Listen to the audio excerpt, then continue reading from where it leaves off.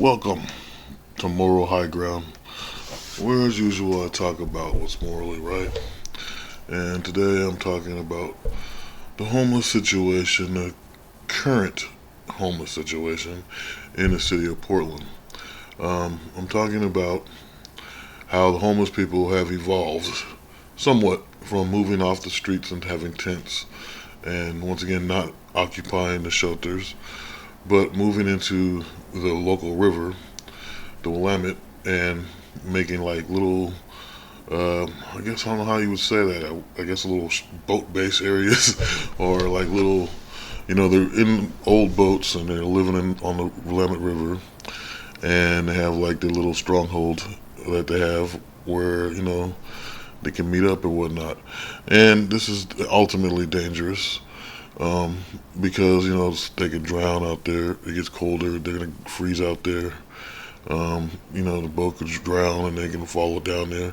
Instead of finding someone that actually would fix boats up and make them a thing, and make it to where they actually can be out there, it's pretty dangerous.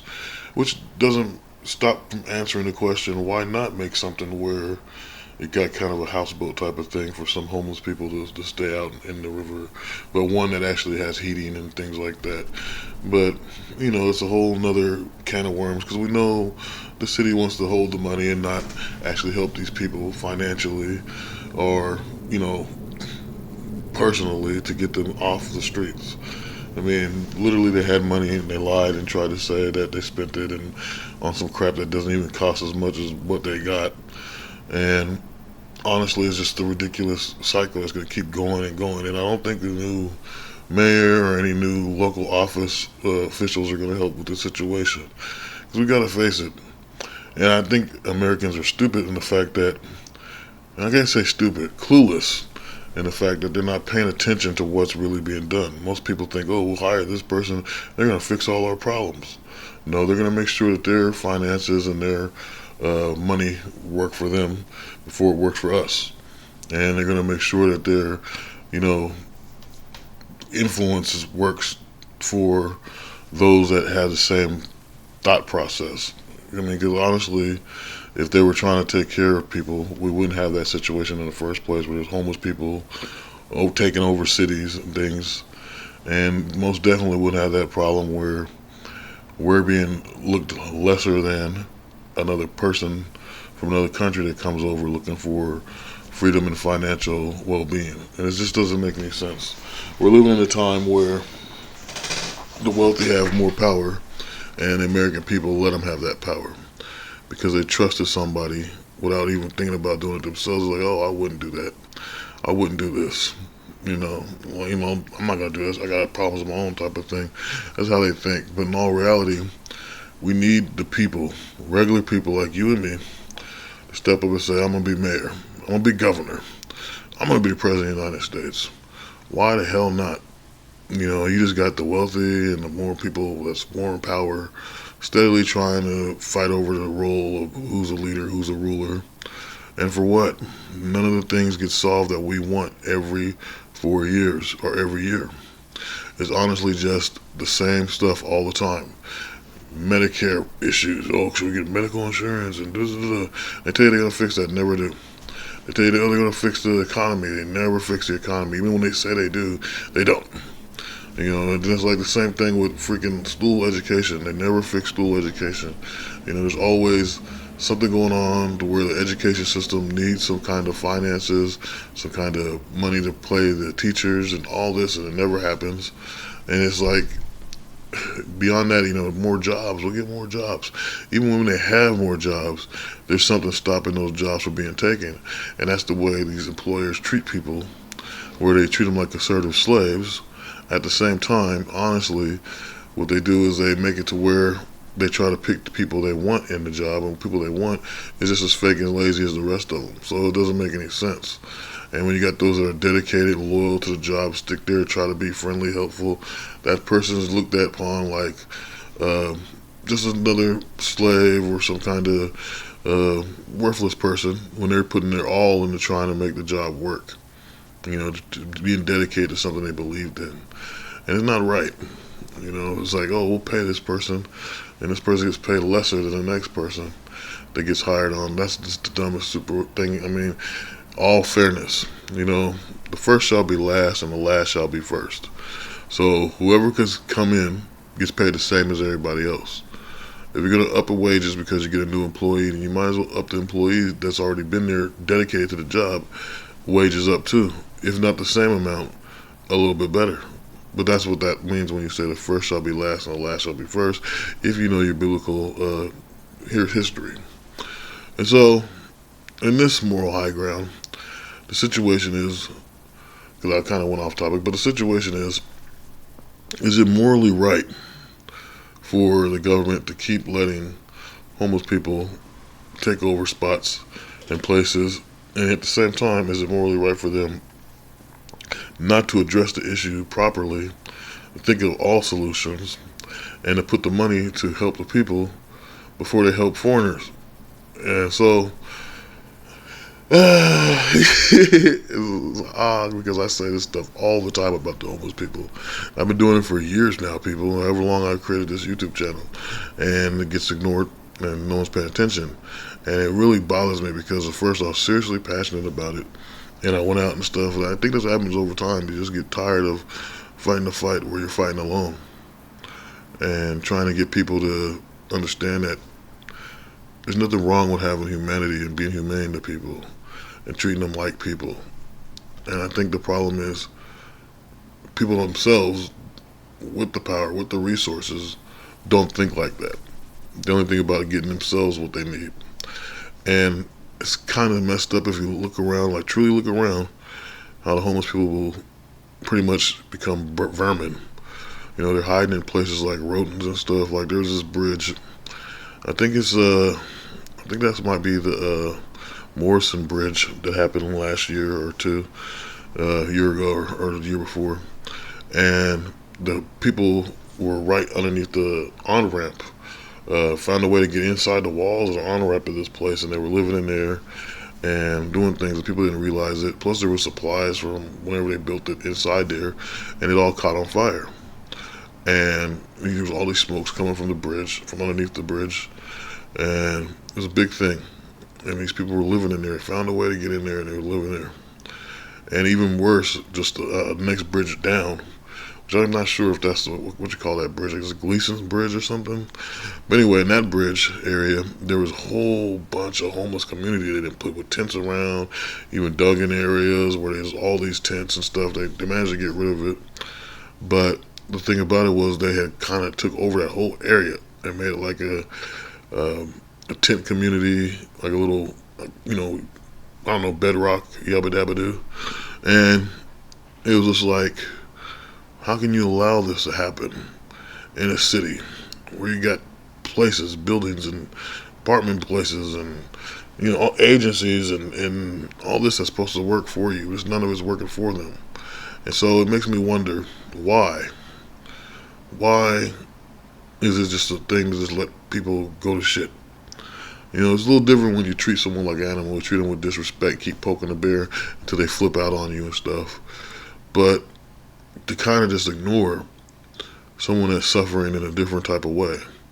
And in some ways you could say the homeless people are suffering in a mental way, of course, because they believe that the outside is better. But then when you have no other resources and you can't wake up to go take a shower and clean yourself up to go get a job, and it might be a one-day thing that you actually be able to do that because you're homeless, it becomes a big issue, something that needs to be taken care of, and something that needs to be addressed. And if the city can't even provide things like that, maybe a certain area just for homeless people to go shower and bathe, that'd be something that makes sense so they can get a job if they're in the city. They have to find a steady priority of trying to get some kind of housing, some kind of employment, and at the same time, some kind of way to address the issues that's going on with them personally. Or they don't belong in the city. That's just the honest to God truth. Because just look at the problems that happen when they're in the city. And if it's just one of those people that like to be on the street because they're on drugs, well, it brings up other issues. Like homeless people that aren't homeless people, that build tents so they can sit in there and sell drugs to the other people in the streets. This is this thing that's been going on in this city for a while too that no one addresses at all. in the news. You don't hear it unless you're walking the streets of Portland yourself and you actually talk to people. You know, me, I talk to everybody. I don't really care what person's mind is. They could be mentally ill, they could be, you know, special needs person, they could be someone that thinks they're just cool ass, you know, party animal, gangbanger, headbanger, you know what I'm saying, rich person, upper class, you know, freaking suburban nightmare person. I don't care what you are. I'm gonna talk to you until you say something that's stupid and ridiculous that I don't want to hear, and I'm just gonna walk away. And that's the way it's supposed to be. If you don't like hearing something, you gotta go away. Leave it alone. You just don't put it in your brain. Don't think about it. Don't let it occupy space in your brain. You know? And so, where I'm coming with this is, no matter what lineages people stick to, none of them want to stick to the thing of how to make a solution happen. I came up with multiples before. Now with this river thing, this beating boats thing, the solution is simple. Make a place. I mean, there's ways. I've seen it on like Discovery Channel and all that stuff where they build these things. They used to have that show, Monster House. They turned the house into something totally different. You know, they had the thing with the guy that made houses out of tree forts. And he had it, you know, monster cars, American Chopper, all that. I done watched all of that. Okay, and I'm just saying, like, there's got to be something similar to a boat situation. But I've came up with something similar to that a while back. And I think I said it in a certain episode, and I can't remember what it was. And I said that if you got a boat, a ship, okay, and this is my idea. If you got a ship and you went out and you said, okay, let's make a ship, I don't care, like a pirate ship or whatever, and you put a bunch of people on this ship that's homeless. And you don't just have them sit on the ship and just float around and whatever nonsense that they're doing right now. You actually go port to port. You know, you can go from this port to, you know, up to Seattle port, you know, fish and actually make some income for yourself. Have it put in a certain bank or credit union or something that's created just for these people. You know, one that's created just for people that's in special needs by being in the streets, by being homeless. And be able to let them build their income up to however many amounts they want. You know, it's endless, unlimited how much money they can put in there. And have them not just go from port to port in the American coastline, but go over to China or Japan, and all these places, and they're able to, you know, export, import type stuff, and be able to make financial success for themselves. And if they like it at the other port, they can get off wherever they want, off the ship, and go on about their lives wherever they want to do. And this would be good. This would help people at least get some money. They have a job fishing, importing, exporting things, and they'll be able to live the life that they want. They won't be homeless anymore. It makes perfect sense. You know, you tend to make a captain out of somebody who might have got out of prison that can't find work, you know, that's used to being on boats, that ain't, you know, seasick, and have them go on and run the thing as operation, and then this would work perfectly to get them back in the groove of things, you know, get them back to life. And I think it would work perfectly. But we have an issue, so with this whole seabound or river-bound problem. So right now what I'm going to do is I'm going to show you this Channel 6 news report. And this is what the first part of something I saw just about a couple months ago. I'm not quite sure how long it's been now. But anyway, so they found this area where people have been living on the shoreline of the river that has not been spotted until recently. And it's a bunch of homeless people who actually found a way to occupy the land. The thing about it was, no one knows who owns that land. And so they actually are living there without people, you know, penalizing them for being there, which is kind of smart, but at the same time, it's still dangerous. So here we go. Hopefully this comes out good with me in a new boxed area. So. Hi, we're with Channel 6 News. On the banks of the Willamette River, people living in structures resembling beaver dams. Others built cabins complete with doors and windows with no regulation. It is a hard to reach location, and it makes it difficult to grasp what's happening on this waterfront property with $1 million view of downtown. So KOIN 6 wants to know, Who's in charge of protecting the land, the river, and helping the people? For weeks, our investigator Dan Tilkin has been asking those tough questions about what's been ignored for so long. And the scope of this problem is amazing. And we were told that some of these cabins have been there for at least 5 years. Some have a surprisingly high level of construction. So we discovered that the soil they sit on right here, just north of the Fremont Bridge, is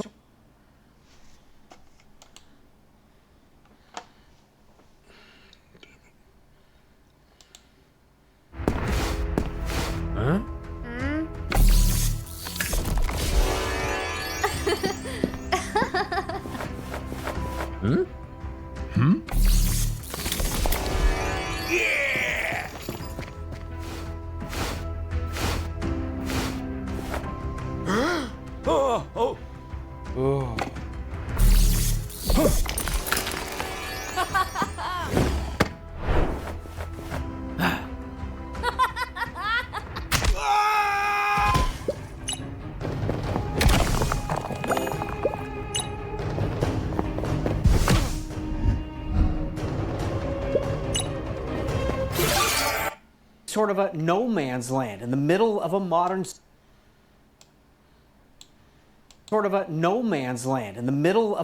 city, and no one wants to take responsibility. It looks like about 9 structures. We first learned of people living on the banks of the Willamette in makeshift cabins from Rick Scaramella and Larry Pirtle. These are not tents, these are structures. We were initially in their home to talk to the retired couple about the surprise bill and late penalties they got for the Metro tax to provide services for the homeless crisis. Several $1,000s. When they pointed out the issue they've been watching through their windows for the last 5 years. Going to the bathroom right there on the beach. Can you guess how many times you've complained or called? I would say since 2017, 30, 40. We wanted to know about the people who constructed this riverfront community. It's so isolated by the adjacent rail yard, it's best seen by boat.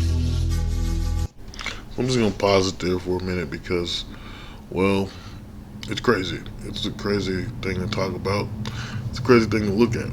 That they built these things, these little houses and stuff, in the middle of an area where you just saw was train tracks and everything, which was there's no convenience stores or anything around. Then it's like the river right then and there. Now, so that must mean they might be eating the wildlife around there, which would be the fish, and the Willamette River is full of toxic things. If anything, they should be eating the sturgeons out there because that's the fish that's eating out the local fish population around here. And actually, just for knowledge, if you're living in Portland, you can actually get paid to get all the sturgeon out of the river and bring it to the place where they take in the fish. And so that way they can make all the other fish life, grow again and get repopulated type of thing. So the problem here is that these guys don't know how to mind their own business, but in a safety way. If it's about safety, it makes more of a sense. To me, it's just that they don't know how to mind their own business. They're talking about a guy going to the bathroom outside and all that. That happens all the time. But it's more of a thing saying, okay, they're building these structures that may not be sound, may not be able to help people out there because they have no way to get to anything, and maybe putting themselves in danger by being that so close to the river and making shelters that are unstable. So that makes a whole different situation going on than what's being said. And so this thing gets a little bit more different as this thing goes along. I'll try to do something here.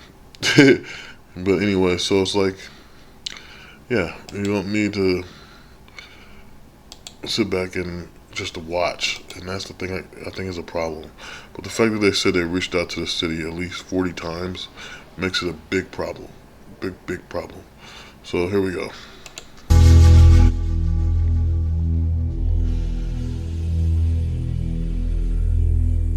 There's a cabin with a solar panel on it. There's windows that they've got built in.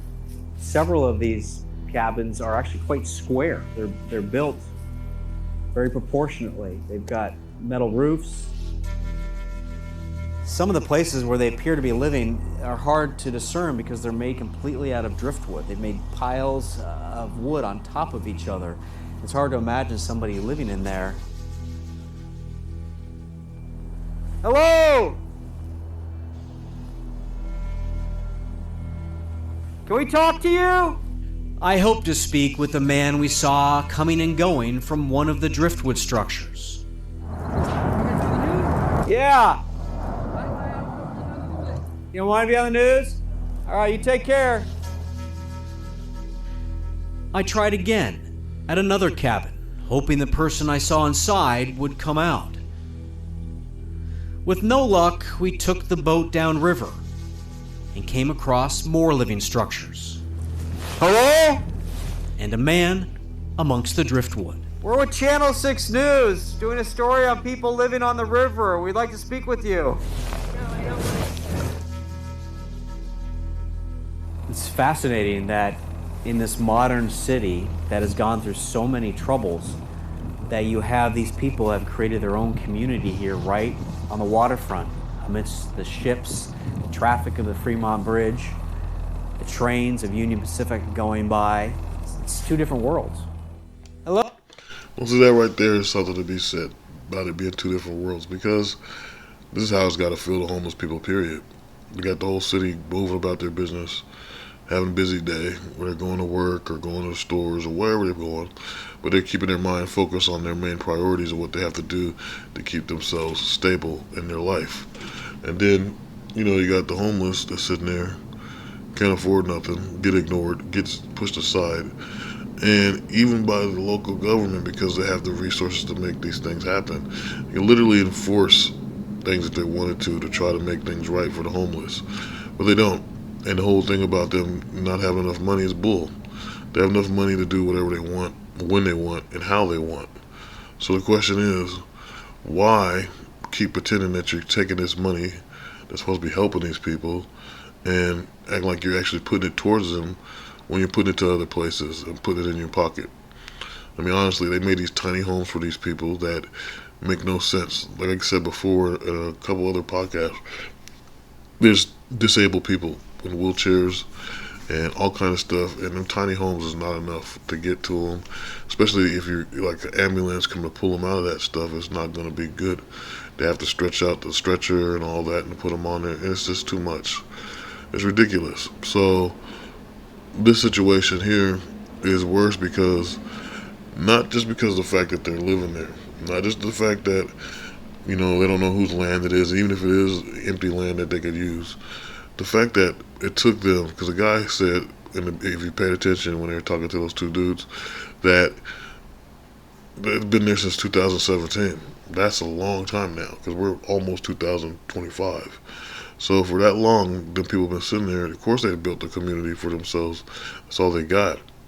And so for them to sit here and go, oh, well, this is inhumane, and the traffic of the bridge and the trains and the ships that go by, how could you live like this?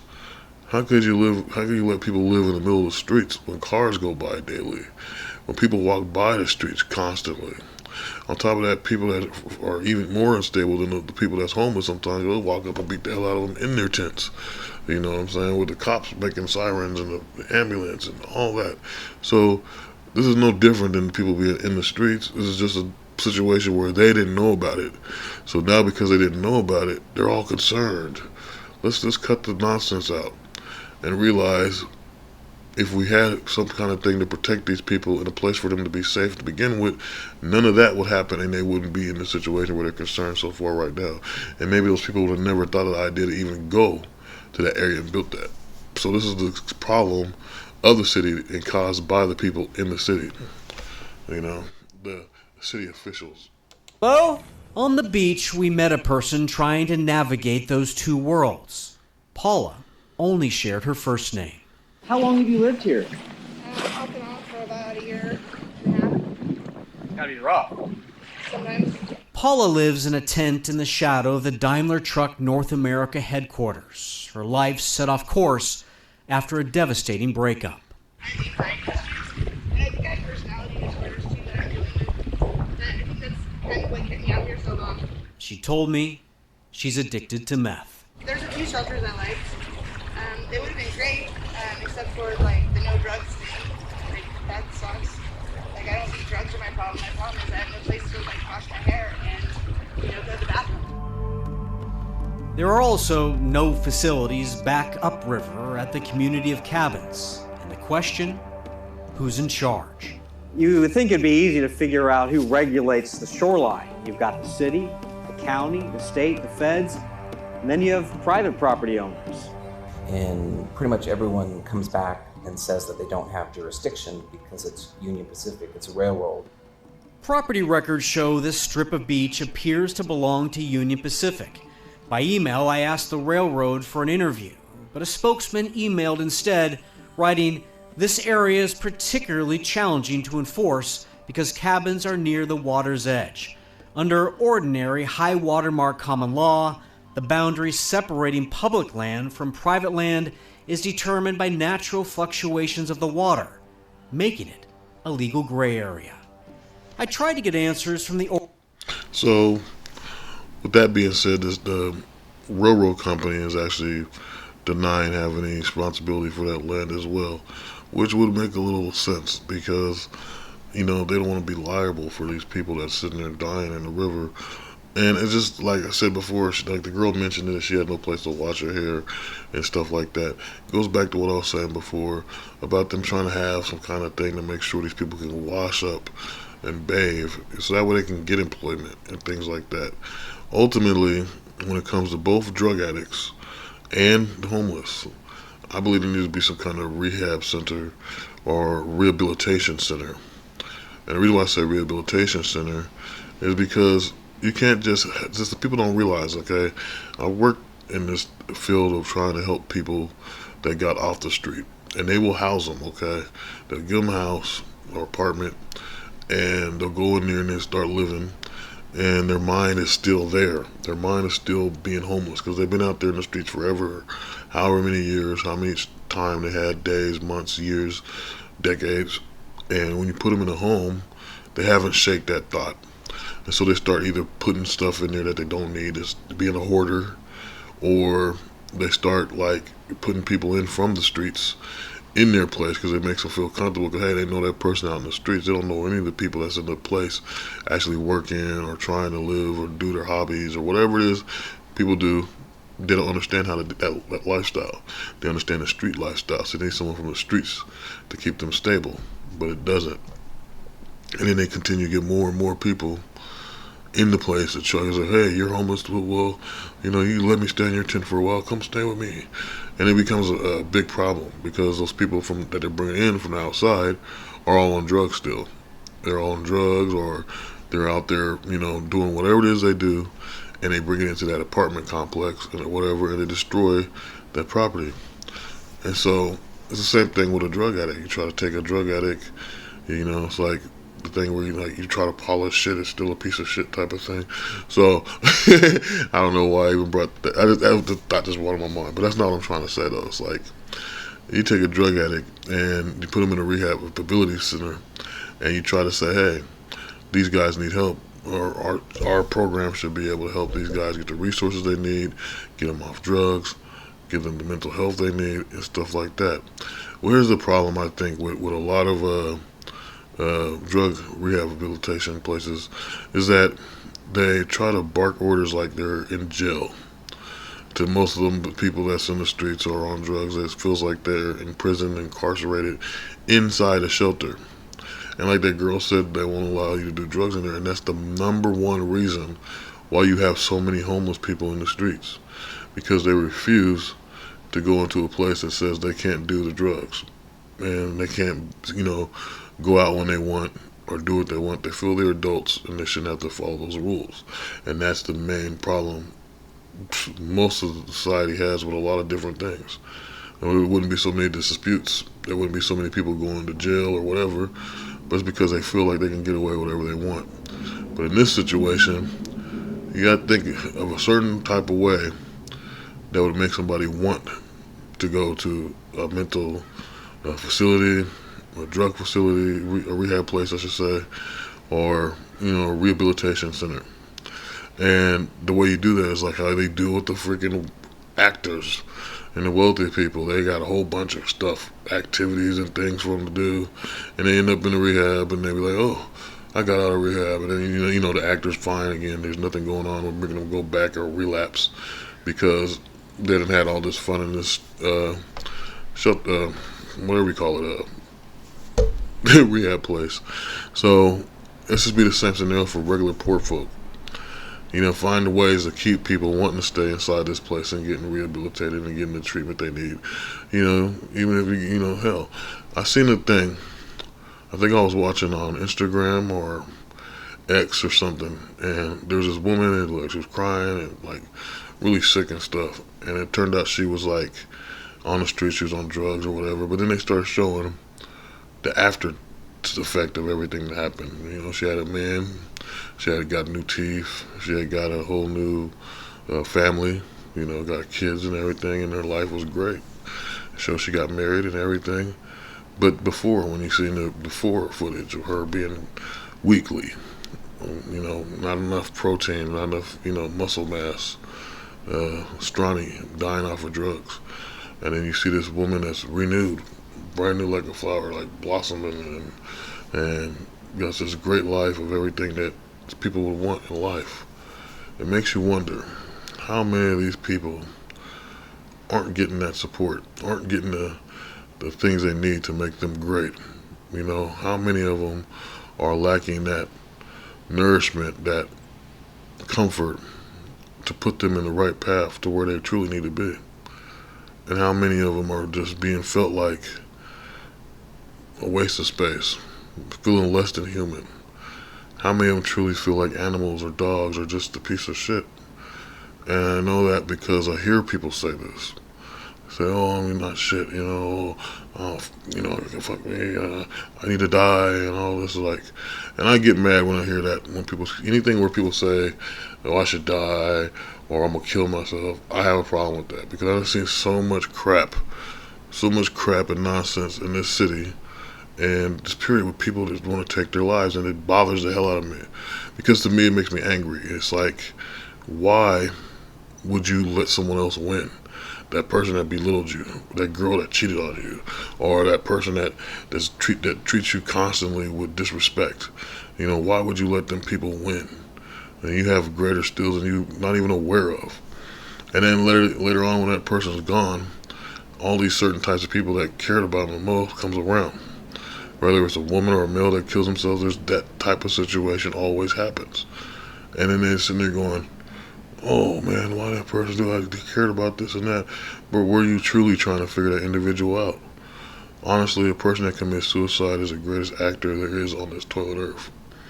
But in this situation, the best actors are the local government, because they're acting like they're doing something when the only thing they're doing is spreading more pain and suffering, and it's a joke. I also talked about on this show one time that I remember being in I was pretty much in the crappiest part of town, and these people had the cart thing where you ride a bike. It's like a group thing. They ride a bike. It's like a bar type of thing. It runs around the city, and they rode right past this area where there's all these tents and people getting up, stretching their ass and half naked and all this, and not one of them stopped their little joy. They're just like, "Ah ha ha ha ha," they're having fun in this damn thing, and it's like, that's sick, because the only people that rode in that thing was wealthy people. So you be sitting there thinking to yourself, like, how can you walk around and have this thing, ride around in this thing, and have it ride through the ghetto pretty much of the town, and just laugh while all these other people around you are suffering outside of it? That's unhumane, that's wicked, it's evil. And I don't like it. I really don't like it. Okay? And I just believe those people got bad karma coming their way. And you can say, "Oh, they're just drunk, they don't care," but no, there's something about that. Why would you, as wealthy people in a vehicle, you never see any regular ass people in the city ride, unless you got some money, ride through the ghetto part and just start laughing and enjoy, and carrying on like, come on, that's disrespectful. That's just wrong. And so my point, and I know we're talking about this river thing and these shelters, but it's all in the same boat. It all comes together when these people are all homeless and they all need some help. They need some attention, and hopefully the microphone didn't make another noise. I just hit it, but like honestly, it just bothers the hell out of me, people. That's all I'm saying. And this situation only get better when everyone comes together and tries to unite, and that's just the honest to God truth. Oregon Department of State Lands, which regulates rivers.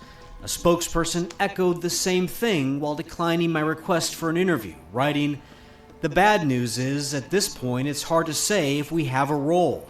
Where public ownership of the riverbed bank ends and upland ownership begins is complicated." She said property experts would need to visit the site and examine high and low water marks. The city, which is in charge of cleaning up homeless camps, also declined an interview. The reasoning? The property belongs to Union Pacific, and other properties we saw belong to the Port of Portland. Now, Port of Portland Port of Portland is tricky because you can see it, like, for instance, if you go to Government Island, which is actually in between Washington and Portland, or Vancouver and Portland, however you want to put it. It's between Oregon and Washington because it's right there in the middle of the river heading north. So when you're on Government Island, there's parts of it where we'll say Port of Portland. And there's other parts where it's the other side. So you're sitting there going, On the Portland side of Government Island is like mostly like there's like this farm or something, got a shitload of cows. It makes no sense because in the middle of the river, and I can't go over there because it's Port of Portland don't cross this barrier type of thing. Let's get this big nose hair, y'all. It doesn't bother me. I can't reach it. But anyway, so yeah, you know why I say that on camera. But so it's just cows running all over the place, and you can see there's grass and like there's some farmer or something over there. But it says Port of Portland, and you can't cross over it. But the thing during the summertime when it's hot and people go onto the Government Island through boats, and they'll get on there and they hang out on this part that's actually the Washington side. And it doesn't really have too much of a warning, but on the other side is Port of Portland, which means there's other things going on there that no one knows about unless you're able to actually get on that side and have someone tell you something. But I've never been on that side, even though I'm from Portland. So when they're talking about right here, they're saying Port of Portland, well, it means like don't cross, don't do anything there type of thing. But because they're trying to blame it on this union thing, and both people don't want to expect it. Here's a simple thing to worry about the water levels is to build a wall, like a dam type of thing, to stop the water levels from affecting that area. You can go out there, have somebody survey the area and see if it's worth building on. If these people were able to live there for 5 years, then they're able to build a structure that might be good enough to house several people, or let's make it a whole strip of land, of area, little apartments and stuff that would actually work. Not tiny home apartments, but something a little bit bigger, and have these people be able to live. It might help house some of the homeless people. It might help the situation. But they're not thinking of that. All they're thinking is, these are people living for free, taking up space where something else could be used or available for. They're not worried about their concern, trust me. Or they would have figured it out 5 years ago when it first started. And that's just my opinion. There's just garbage strewn all over the place. There's a boat with no trailer. There's a motorcycle over there. Lots of tarps. This area is called Lindbergh's Beach, downriver from the cabins. Pictures show the trash shore and where people were living on the public path above. Coincidentally, several days after our visit by boat, a joint effort between the City of Portland, the Department of State Lands, the Oregon Marine Board, Metro, and the Port of Portland pulled out 10 tons of debris and 2 abandoned boats. We were able to find 2 of the exact spots pictures were taken. Here's the before, and here's the after.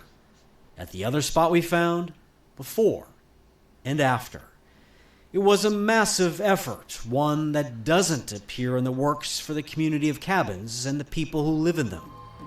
As for the one person who shared the story of her primitive beachside existence, her primitive beachside experience. She's primitive now, even though she's wearing a baseball cap or some crap. She's primitive because the city makes her primitive. You don't understand the words or dialogues that's being said on the news. Her primitive experience.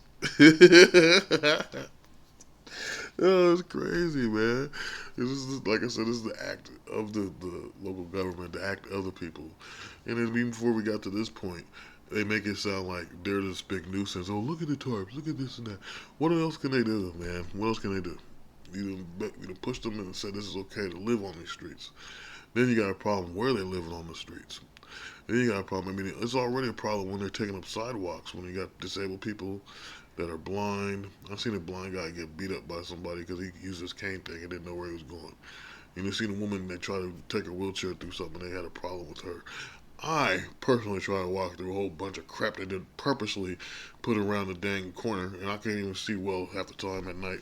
And he's like, bam! Hit the damn bike thing, and the bitch started arguing with me. It's crazy, man. Yeah, I can go on and on about it, but that's a whole different story. But they let that happen. Okay, nothing that happens doesn't happen for no reason at all. This happened because of fault of wealthy people not giving a damn about regular people. And by letting people become poverty-stricken and out like this, and even right now, if you're working a job, you're still poverty-stricken. Get this, man.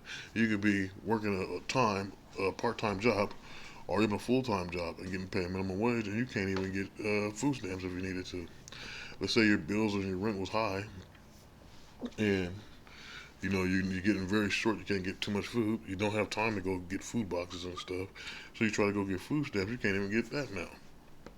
If you're making $16 an hour or $15 an hour, that's too much for you to get food stamps, and that's ridiculous. So then, who gets the food stamps?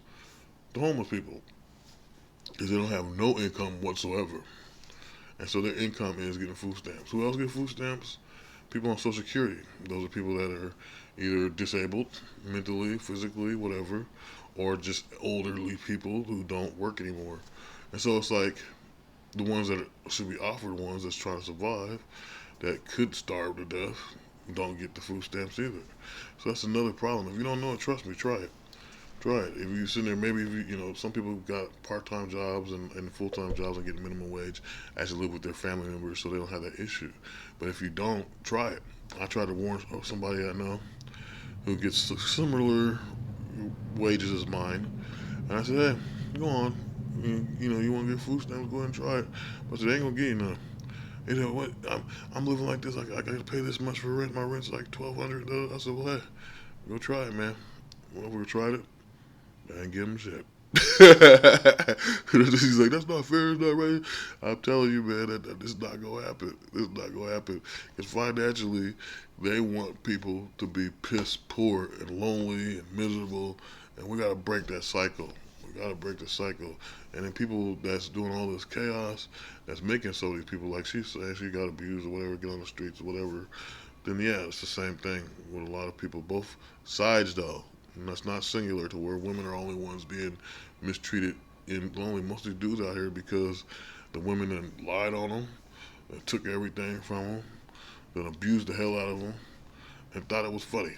And then they go walk around like they're the cat's meow, the big dog, the giant pussycats, and it's not cool. Okay? And then no one complains, oh, she's perfect. No, she's a tyrant. And tyrants need to be taken down a peg, okay? And that's just my belief system, okay? And so it goes both ways. It's not just the guys that do this and that, because a lot of guys nowadays are incompetent on the fact that they don't know how to survive without trying to follow some stupid plan that they found somewhere else to try to get over quick. When it comes to those that actually try to do things right and ain't listening to the whatever popular term is or belief system, then that person's always a problem. Even if you live the old ways, have old school values, you're mostly outcast because, oh, you're either a sexist or this and that. It's retarded. It makes no sense. Those values are put there to make you a righteous man, a better man. And even if you have those issues, those belief systems, and you come across a woman that doesn't believe in those things, then what the hell do you got? Women should be looking for the guy that thinks the old ways, that tries to conserve money and stuff and everything. You know, can save, conserve, all that. Okay, can't even, I don't even know if I'm speaking proper English anymore. But it's just, the situation is so critical. It's ridiculous. And it's even more ridiculous that it keeps happening. And it's just like, this is where I'm at with the politicians and stuff, right? We pick them every year, every 4 years for president, every whatever, right? We're picking these people who say they're gonna fix it and make change, and they never do. How come they ain't done already? It should have been done. I don't know how long ago. How many decades has it been now? It never gets done. And some of the same people that's in office now are the same people that's in office for 40 years, even more than that, and they still haven't got a damn thing done. The same situation here. Oh, we're helping homeless. We got this money. Oh, we built this. We built that. That's unstableness because you know you ain't did nothing because it's still happening. Okay. That's my problem with this whole thing. Is no one's doing nothing. Everyone's full of shit and faking the funk, and it's not cool because people's lives are at stake. Both sides. The citizens that walk by, working, trying to live, their lives are at stake. The people on the streets, their lives are at stake. Okay? Anytime a regular citizen can be attacked or whatever, at any time, a homeless woman could be attacked or raped or whatever. Which makes it even more worse is because a woman is like, they shouldn't be on the street. They got periods they have. They need tampons, pads, whatever, depending on the woman's preference. And this is honestly like, dude, we could walk up and go piss at something and it won't matter. We pee and it's over with. Piss in the trees, or you bark at the moon. It's all right. You know what I'm saying? But with a girl, it's not. So that's why it needs to be. I think guys got more, aggression and stuff, and they attack a motherfucker when they try to attack them. So this is just a situation that is critical, and it's just never gotten this far. And like I said, if they were actually doing something, it would have been done already. They would have thought of a plan or whatever. But this is really just attacking these people because it's like a cop coming by. Oh, what are you doing? You know you're doing wrong. Why are you doing this? So this is what this news reporter looks like as he comes by this riverbank and bothering these people that isn't really causing harm, just found a way to live without being harassed and found a way to try to survive the best as they can without affecting the people in the city and without the city people affecting them. And that's all it is, But it's just to think about the reason why they got there, how they got there, and it's because of bad local government, bad resources, and not taking the time to actually come to these people and address their problems and try to help them out one by one.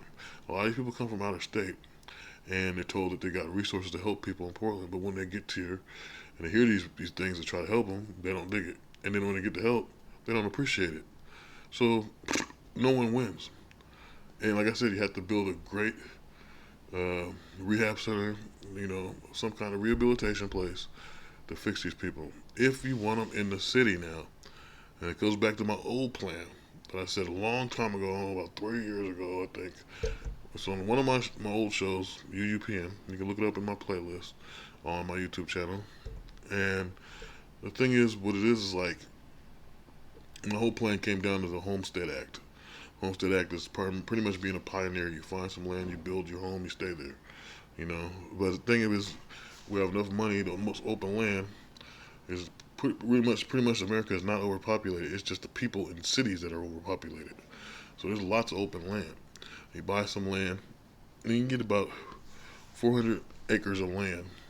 You can build a small town, teaching farming resources, like teaching them how to, grow things, how to butcher and stuff. Some cases you might not want to teach some of them how to butcher, but, put a medical facility there, rehab facility there, or, put like, I don't know, what do you call it, like a franchise like McDonald's or Wendy's or something there, so they have places to eat if they want, feel sociable, put a little theater there, whatever, just those simple things.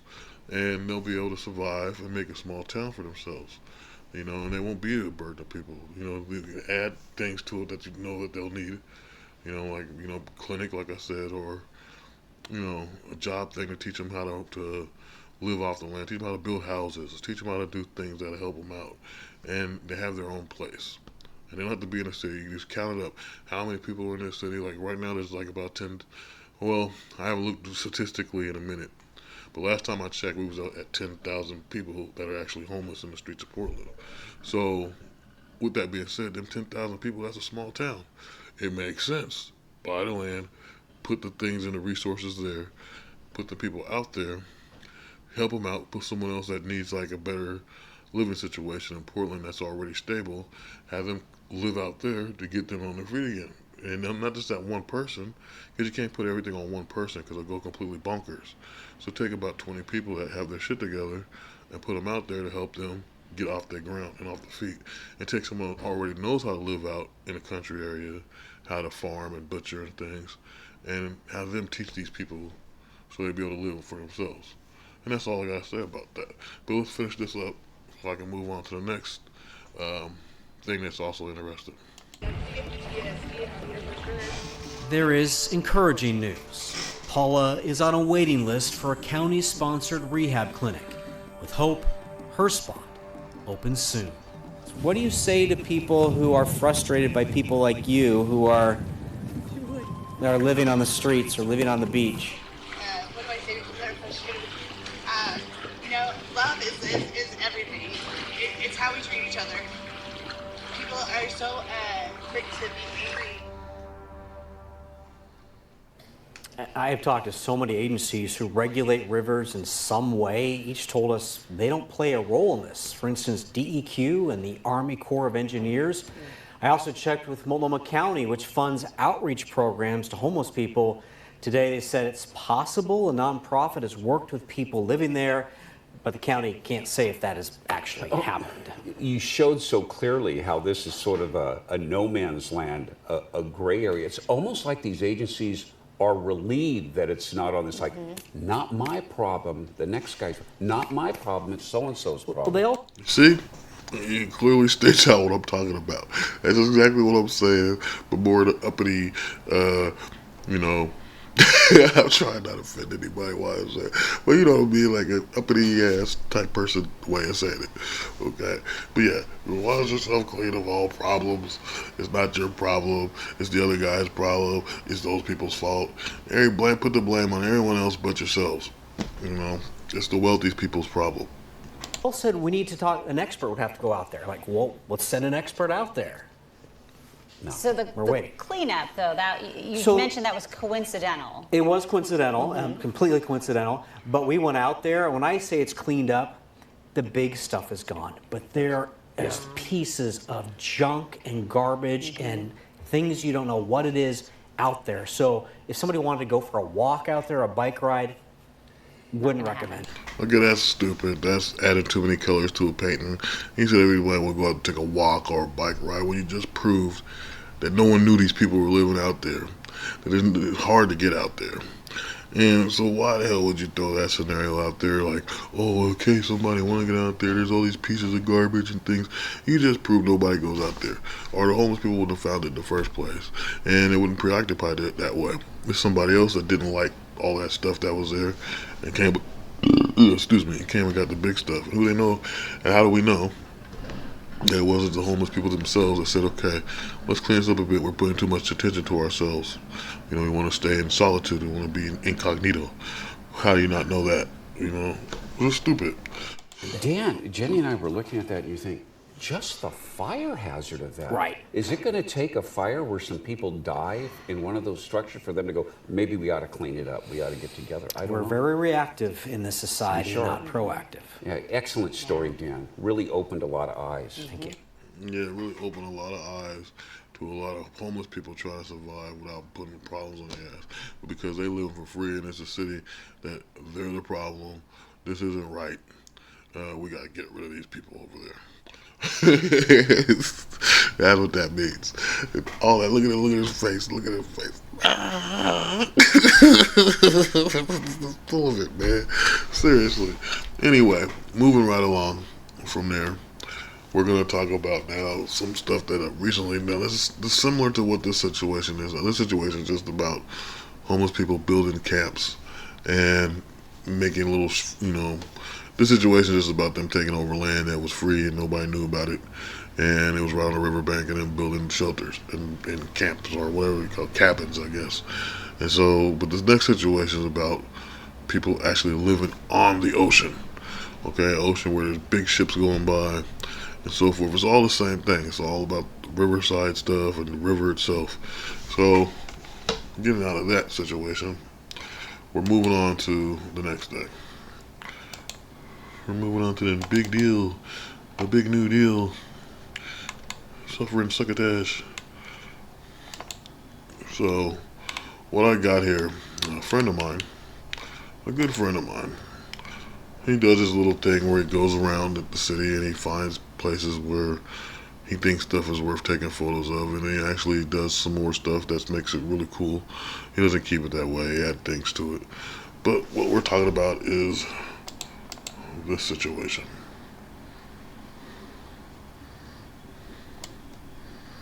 Okay. Hopefully it pops up perfect. So, we got pirates, people. We got pirates, look. We got people making boats with homeless people in there. Now, of course, I threw Carmen and the whole pirate thing in there when it supposedly went to Lydia. But, yes, this is the situation. So, this right here is a stronghold. Okay, I call it a stronghold because, well, look what we got here. We have a sailboat, what looks like on one side. We have a little tiny speeder boat. We have another boat that looks like a tiny little fishing boat, kind of, on the left-hand side of this structure.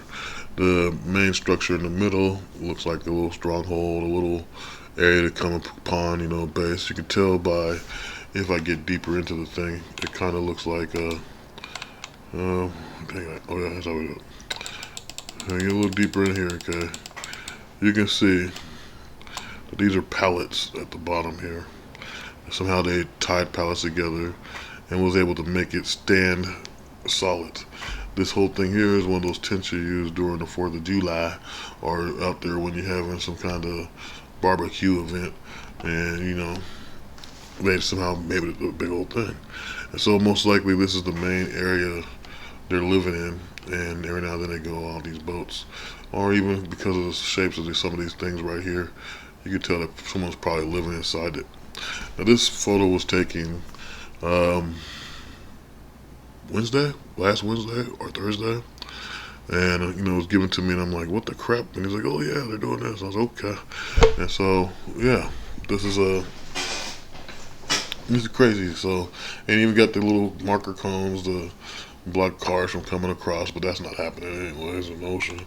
But yeah, so as you can see, back here is what? The waterfront. And by where this photo was taken was from the East Bank side of the waterfront, which is the other side, the other river. This bridge area over here is, I think, the Morrison Bridge coming up right around there. And yeah, but I know this area well because this is where we usually have the Blues Festival every year.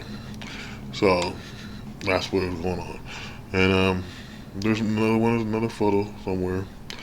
Give me a second. Okay. Now this is the other thing. Now the one we just saw a minute ago, the stronghold thing that was over here. That's the one we were talking about just a second ago in the other photo. This is another boat that's out there floating around. But this area here is a whole nother thing. Now both these boats are connected, making their like a thing, one boating area. Or I don't know how you would say it, another, I don't know, space station, base station, water base station. But anyway, so they're all connected. As you can see, these boats are old as all hell. This boat looks like a boat that was created in the 60s based off of its style, but you can tell the back is gone. There's no runner type of thing going on over here. There's no motor. The same thing going on over here. You know, there's even no panels. You don't see none of that. You know, and then on the other side, you can tell there's another boat that somewhat of a fishing boat. And like all this stuff, they're floating in the water. Yes, they're going to try to say whenever they really want to address this issue, because this issue hasn't been addressed on the news yet, not the local news. So I'm the first person explaining this that's going on in the river right now with these boats. And so I don't know if what the scenario is with the people that was living on the deck or the side of the river, but this stuff right here is on the river, and it can contaminate the river. But the thing that the big safety problem issue is, and I don't think this is a problem with them living on the river, to be honest with you, as long as it makes sure the boats are well stable, that they're able to get some kind of help, like with food and stuff, maybe give them a bunch of canned goods and food and stuff, and give them some what do you call those solar panels so they can operate the boat or whatever, and have lights and things. I don't think that's a big problem. And at the same time, though, it's the condition of the boats that they're in. It's very bad. These things are not stable. Whatever they did to make them stable, let's hope it stays. Maybe that Gorilla Tape stuff they use on the news, or TV or whatever. I don't know what they did, but this situation needs to be paid attention to, because you have dead bodies floating in the river if things ain't right. We don't get floods or nothing like that, so it's not a big issue, but this is still a problem of safety. And so what you're looking at here is like a number of boats and people living on them and condemned boats, and they got the tarps everywhere, because this is actually where people probably stay inside the tarps, and not unless the boats have underdecks. I would believe that. But so anyway, this next photo. I hate computers sometimes. Look at it, just jump to the next photo. So this, what you see here, is actually where the post office was. Now, the original post office got teared down last year, and you still have this little parking garage area where they actually do the postal stuff right now.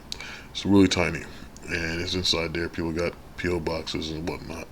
All of this was the old mailbox or post office. Now, just looking at this, you could say, hey, well, there's a big area. There's a huge area to help the homeless. There's a big area to build something for the homeless.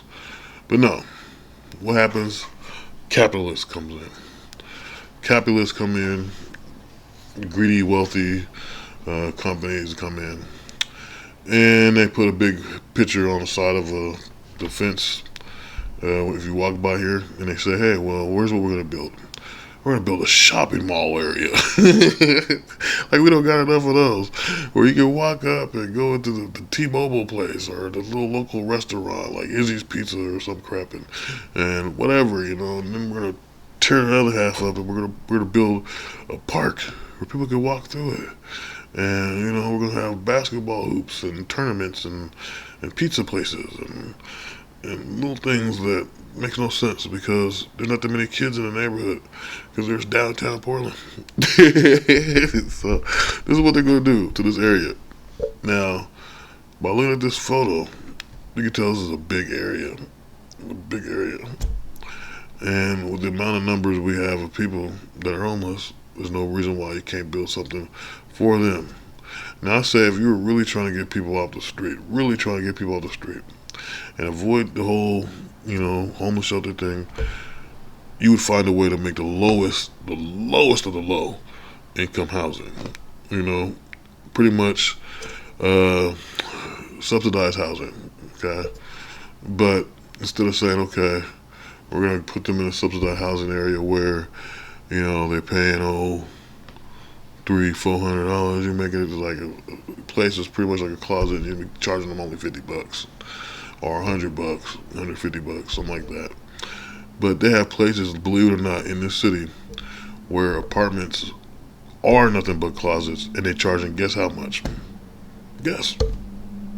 They're charging $400 for you to live in a tiny closet where it's just a cabinet area. Not even a cabinet, I don't know, you can call it like a sink area, whatever you call that area where it's supposed to be a little kitchen with a sink there, and then a bed. And there's not even a bathroom in that room. You have to walk down the hall where all of the neighbors are and use the same toilet, use the same shower as them, which means you're spreading the same germs depending on who lives the most nastiest. And you're getting a place for $400. It's pretty much a closet. It's a ripoff. It's sad. And then you got other ones where it's not even like a little person's closet, because that's the first place you're living in, is a little person's closet that costs $400. But they have another ones where you're pretty much in like Just trying to think of it. Pretty much like in a cell. It's like a little bit bigger than a cell though. But you're in this room, and you barely can fit furniture in there. As soon as you walk through the door, there's a kitchen, and outside the kitchen there's the room, and the room is small. They got other ones where the room is bigger, but this is what they call a studio. At the same time, the studio doesn't give you enough space to put things in or live the way you want to live, because you still have to follow guidelines of the apartment complex. But here's the thing, they charge damn near $800 for living something like that. So you gotta imagine, with those type of costs, how much these tiny homes cost for people to live in. They say it's completely free if you follow the rules. So if something like that is even smaller than a closet, someone like that that's even smaller than a closet is a more, I don't know how to explain it. It's like, I want to say more humane or whatnot, but the problem is that you put someone in these tiny homes that's tinier than a closet that's $400 a month, something's wrong. Like, the prices need to change on renting.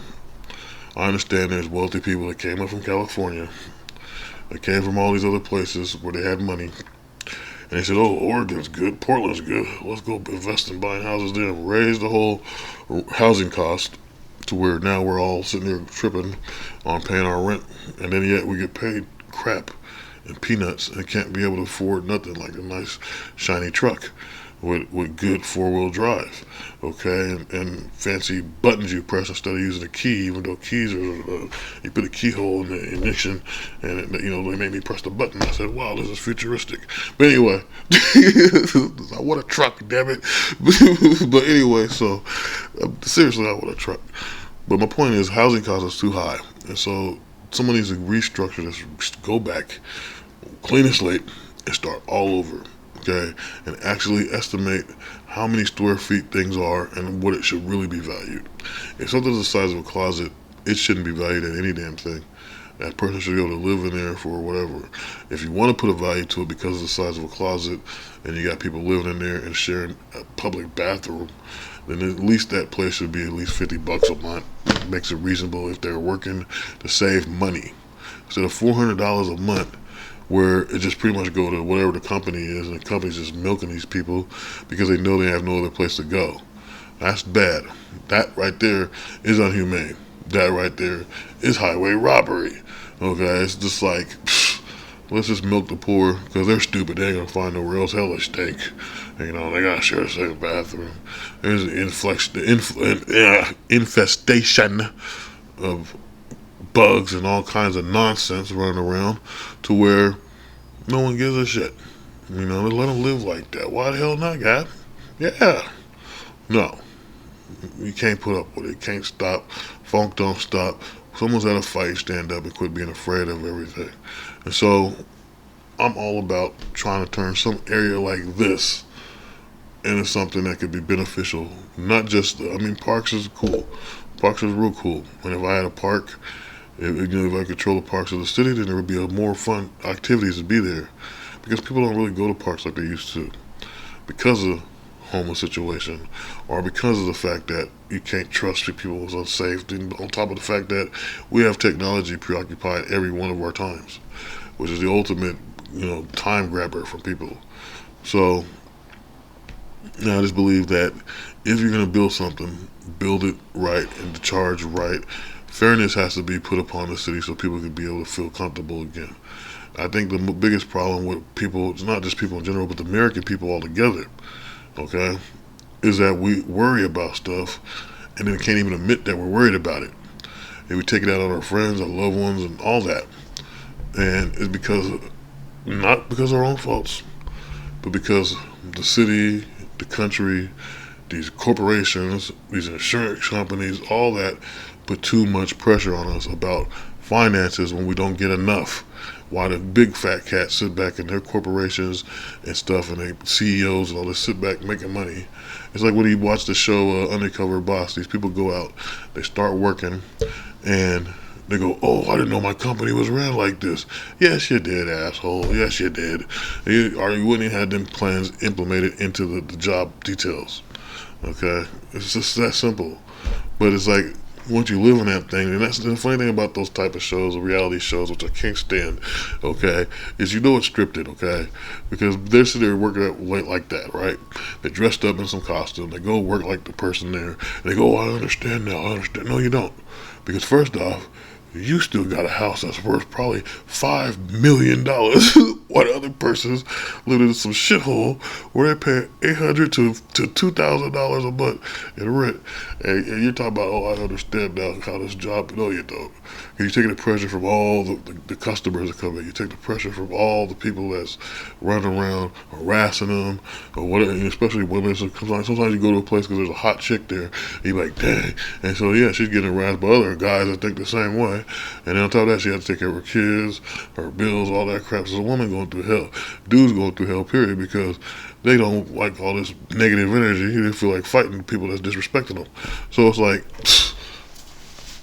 people undercover boss is fake. And so believe this, they only going to do things at their means that could help the company. And so when it comes to jobs, I believe every company that's making over, I said this before in a couple other episodes, I believe those people owe the people in the company more money, okay? Straight up. I don't give a damn, like Amazon. You pay everybody $35 an hour, okay? Walmart. When people run around making all them dumbass videos in Walmart people should be making $50 an hour, okay? Like, honestly, like, I see this whole bunch of crappy videos of Walmart. Who hasn't? Okay, and it's like, I mean, we talking about companies that have made a fortune off the backs of American people, and yet the American people are still suffering. They're falling down. You can see the end coming, and not just because of our own judgments, stupid groups and stuff that makes things even more complicated and difficult for people, but because of the fact that the governments and the corporations together are so damn greedy that they will sell their firstborn for you to suffer and make for you to be their puppet, their slaves and stuff. And that's the honest to God truth. And that's where I stand with that. I think I got one more photo, a couple more photos. Well, that one don't count. But yeah, I think I got one more somewhere. I think I got two more here. Let's see.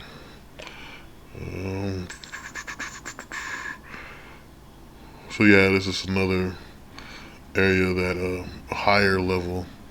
We're looking at that stronghold. Someone put a tree right in the middle of this thing, so it actually gets water. It gets sunlight and stuff too. I don't know if it's gonna grow all the way down to the bottom of the Willamette River, but that would be kind of cool because then you can make a small island there where these homeless people were hanging out. So the homeless people were smart right there. And let's see here. The last one is the same thing. So I thought I had more. I might have lost them somewhere in my transferring it over to my computer. But this is my point, people. And I think that we all need to take a look at this situation with all kinds of thoughts and things. And so, I don't know where else. Okay. So, thoughts and things. And come up to a big solution. I know I went on a rant. I don't know how long this episode is, but believe me when I say what's morally right is to try for the regular people to fight back against the people making millions of dollars, the people that's calling themselves our government, local government, people that are sitting back trying to make profit off of everybody, the corporations, the management companies that are able to make housing and say, hey, this is affordable, and charge skyrocket prices for a place that they wouldn't even let their dog live in, okay? This is a big issue. The homeless problem is a bigger issue than just saying they're homeless, let's get rid of them, okay? Like I said, if they're on the boats and they're on the Willamette River, make a boat that's big enough for people to be in, and they can go around the coastlines to every port, fishing and stuff, making money for themselves to where they're able to get enough money, drop off at any port they want and live their life however they want, but yet they'll have money, you know, and be able to take care of themselves. So make a stronger boat that can house more people, take people that are used to be incarcerated that wants to run it or whatever, and just help the things going. You don't even have to be used to be incarcerated, or this person that has some kind of knowledge on boats or anything like that. You know, someone that has the skills that want to be able to help people and still be on the sea bearing things that's not seasick. I don't get seasick. I'm sick up in planes. But anyway, another thing I'm saying is you could get land. I mean, it's right there that came up, you know, this whole, this ain't something new I just said, but I came up with this before. And it's these three things is not hard to do. Go get some land, at least 400 acres. Build a mental health facility. Build franchises on that land. Build a farm or something. Build an orchard, you know, so you can make some kind of things with fruits and vegetables and stuff, whatever, greenhouse. Teach these people these skills of the land, and they will be able to have a small town. It is not that hard for local government to do that because they got enough money to do that already. Or they wouldn't be, you know, they said no taxes. We'll make all the taxes 1 year go to this plan, and I guarantee you, the people will be happy because that stuff won't be going on no more. You know, instead of sitting here making a news show where you're acting like these guys are the biggest criminals, whoever the idiot was that said it's okay to be homeless in the streets, and you know, we'll look out for you and get this crap when you obviously you don't got enough resources to help them all out, or your resources are so horrible that people don't even want to accept them. So it's like, that's just what I'm saying. So all this is morally wrong when it comes to thinking about the people who got the power. Okay? You know, I'm not talking about He-Man, okay, or anything like that. Ooh, I got the power, you know, whatever, man. You gotta think about it like that. Who thinks they're He-Man? Who thinks they're the big bad? Who's the good, you know? It's not good. It's not a bad. It's just what's doing what's right that matters. And with all this being said, because I can go on and on and on all day, like I said, it's the issue I've always talked about on this channel. I just believe that something had to happen because this is ridiculous and old, and sooner or later, if people don't wake up, the life you live in now will be that life you see on the street already, because no one is safe from this scenario happening. And with that being said, peace be with you all, and blessings upon you always. Till next time, this has been Moral High Ground. Peace.